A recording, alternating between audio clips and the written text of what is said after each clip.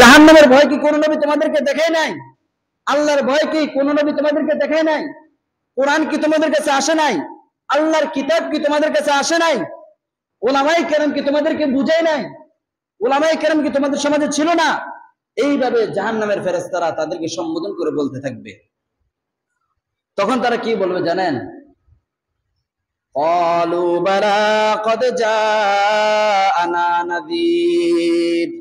তারা ডাইকা বলবে, ও জাহান্নামের ফেরেশতারা শোনো, আমাদের নিকট নবীও আসছিল, আমাদের নিকট কিতাবও ছিল, আমাদের নিকট উলামায়ে কেরামও ছিল, কিন্তু আমরা তাদেরকে বিশ্বাস করি নাই। নাউজুবিল্লাহ বলবেন না?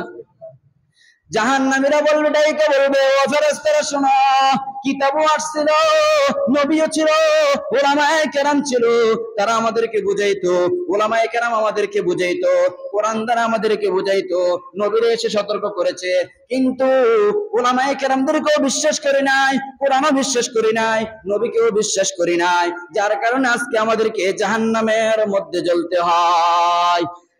কোরআনের অন্য এক আয়াতের মধ্যে রয়েছে, জাহান্নামীদের সম্পর্কে জান্নাতীরা আলোচনা করে বলবে, তোমরা জান্নাত জাহান্নামে কেন এইভাবে জ্বলতেছে কেন? তখন তারা ডেকে বলবে, শোনো, আমরা নামাজ পড়তাম না, মসজিদে যাইতাম না, মসজিদের মধ্যে মুয়াজ্জিন সাহেব আজান দিত, কিন্তু আমরা নামাজ পড়তে যাইতাম না, দোকানপাটে আড্ডা করতাম, রাস্তা বাড়ি চলাফেরা করতাম, বাজার ঘাটে বসে থাকতাম, কিন্তু নামাজ পড়তাম না। এইভাবে জাহান্নামীরা যখন জাহান্নামের মধ্যে শত শত বছর জ্বলতে থাকবে, তখন জাহান্নামীরা ডাইকে বলবে, আয় আল্লাহ, জাহান্নামের আগুনটা একটু হালকা করে দেন, জাহান্নামের আগুন আমাদের আর সহ্য হচ্ছে না, ওগো মাবুদ, জাহান্নামের আগুনটা আমাদের জন্য একটু হালকা করেন, একটু হালকা করে দেন। আল্লাহ পাক রব্বুল আলামিন বলেন, আজকে জাহান্নাম তোমাদের জন্য হালকা করা হবে না, জাহান্নামের আগুন তোমাদের জন্য হালকা করা হবে না।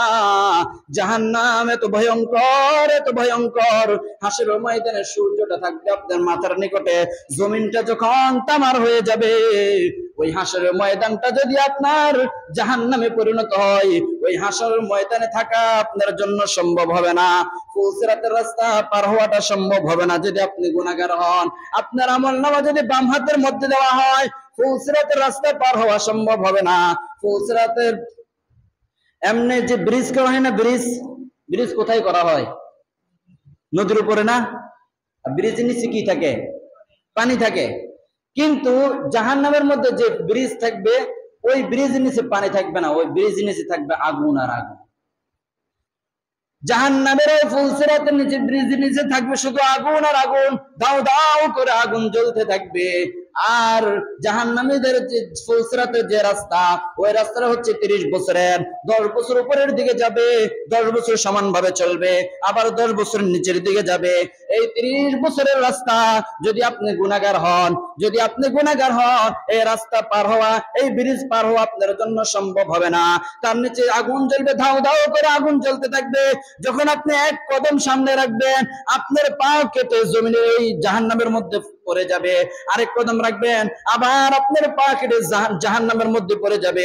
এইভাবে কাটতে কাটতে পূর্ণ শরীর কেটে জাহান্নামের মধ্যে চলে যাবে, কিন্তু জাহান্নামের মধ্যে আপনার মৃত্যু হবে না।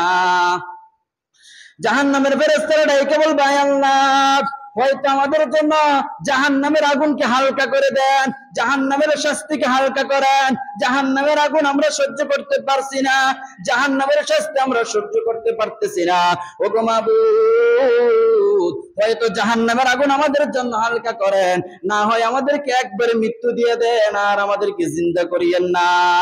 ওই দিন কাফেররা ডাইকে বলবে, হায় হায়, যদি আমি মাটি হয়ে যাইতাম, যদি আমি মাটি হয়ে যাইতাম, এই জাহান্নামের মধ্যে আমাকে আর জ্বলতে হতো না। জাহান্নামীরা ডাইকে বলবে, ওগো মাবুদ, হয়তো আমাদের জাহান্নামের আগুনকে হালকা করেন, না হয় আমাদেরকে আপনি একবারে মৃত্যু দিয়ে দেন, এই জাহান্নামের যন্ত্রণা, জাহান্নামের আগুন আমাদের আর সহ্য হচ্ছে না। আল্লাহ পাক রব্বুল আলামিন ডাইকে বলবে, ও জাহান্নামীরা শোনো, এই জাহান্নামের আগুন আজকে তোমাদের জন্য হালকা করা হবে না। লাঞ্ছিত অপমানিত অবস্থায় জাহান্নামের মধ্যে থাকো। এই জাহান্নামের ভয় দেখানোর জন্য আমি তোমাদের নিকট যুগে যুগে বহুত নবী পাঠাইছি। এই জাহান্নাম সম্পর্কে সতর্ক করার জন্য আমি আল্লাহ তোমাদের নিকট শ্রেষ্ঠ নবী মুহাম্মদুর রাসূলুল্লাহকেও পাঠাইছি। এই জাহান্নাম সম্পর্কে সতর্ক করার জন্য আমি তোমাদের নিকট কিতাব পাঠাইছি। এই জাহান্নাম সম্পর্কে উলামায়ে কেরাম তোমাদেরকে সতর্ক করেছে, কিন্তু তোমরা তাদের কোনো কথা শোনো নাই। তোমরা কোরআনও মানো নাই, নবীর সতর্ক বাণীও শোনো নাই, উলামায়ে কেরামের কথাও শোনো নাই। অতএব আজকে চিল্লি করে কোনো লাভ হবে না।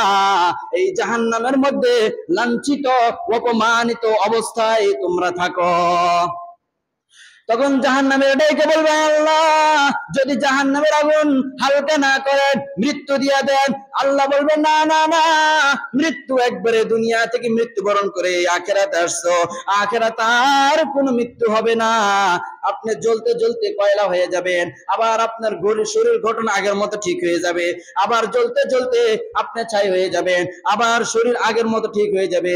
কিন্তু হাসরের ময়দানে জাহান্নামে আপনার কোনো মৃত্যু নাই, ওই দিন আপনার আর কোনো মৃত্যু হবে না।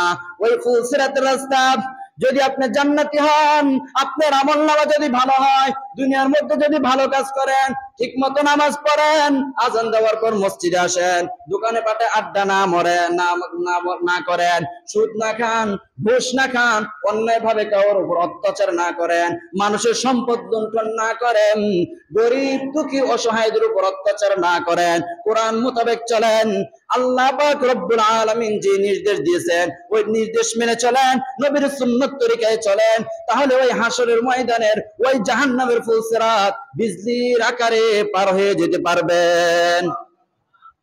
সুবহানাল্লাহ। ওটা ছোট হয়ে গেছে না? ঘুমাইতেছে। জাহান্নামের বয়ান করলে তো ভয়ে কম্পন সৃষ্টি করার কথা। কোরআনে যেভাবে আল্লাহ তাআলা বর্ণনা করছে, আমি তো ওইভাবে তো বর্ণনা প্রকাশ করা সম্ভব না। তারপরে যতটুকু আল্লাহ তাআলা দিয়েছে ততটুকুই তো। কিন্তু এত যদি আমাদের মন নরম না হয়, তাহলে আর কিভাবে মন নরম হবে? যদি আপনি দুনিয়াতে আল্লাহর হুকুম মেনে চলেন, রাসূলের সুন্নাত তরিকায় চলেন, কোরআন মোতাবেক চলেন, ইসলাম যেভাবে বলেছে সেভাবে চলেন, ঠিক মতো নামাজ পড়েন, সুদ না খান, ঘুষ না খান, গরিবদের উপর অত্যাচার না করেন, মানুষের সম্পদ অন্যায়ভাবে লুণ্ঠন না করেন, মানুষের উপর অত্যাচার না করেন, এক কথায় আল্লাহ যেভাবে চায় সেভাবে চলেন, তাহলে আপনি ফুলসিরাতটা বিজলি আকারে পার হয়ে যেতে পারবেন। যে ফুলসিরাতের নিচে শুধু আগুন আর আগুন। বিজলি বোঝেন না? ওই যে আকাশে দিয়ে বজ্রপাতের হাওয়ার আগে যে চমকায়, চোখ বন্ধ করলে চোখ খুললে নাই।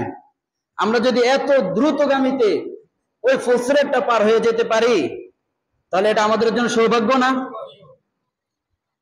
এই ফুলসিরাত কেউ বিজলির আকারে পার হবে, কেউ বাতাসের গতিতে পার হবে, কেউ দৌড়ে পার হবে, কেউ হেঁটে হেঁটে পার হবে, আর কেউ পার হতে পারবে না।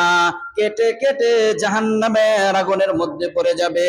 যার আমলনামা যেমন, যার আমলনামা যত বেশি ভালো হবে, ওই ব্যক্তি ফুলসিরাত তত আকারে তত দ্রুত পার হতে পারবে।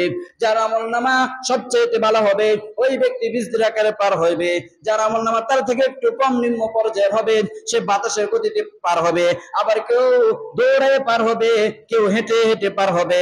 আল্লাহ পাক রব্বুল আলামিন ওই জাহান্নামের সে ফুলসিরাত আমাদেরকে বিজলির আকারে পার করাইয়া দিয়েন। আমিন বলবেন না? আমরা কেউ আজ বোঝেন না? আমি যে কথাগুলো বলতেছি আপনারা বুঝতেছেন?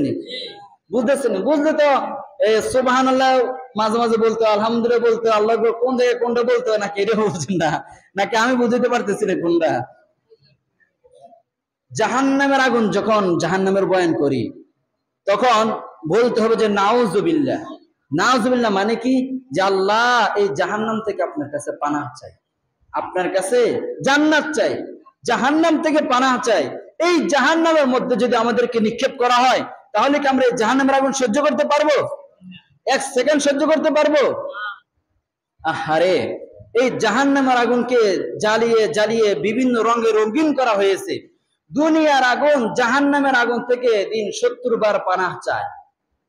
আগুন থেকে পানাহ চায়। কি মনে করেন আপনি? জাহান্নামের আগুনটা এতটাই ভয়ঙ্কর, আর আমরা দুনিয়ার আগুনও তো সহ্য করতে পারি না, জাহান্নামের আগুন সহ্য করা কি সম্ভব হবে? সম্ভব হবে?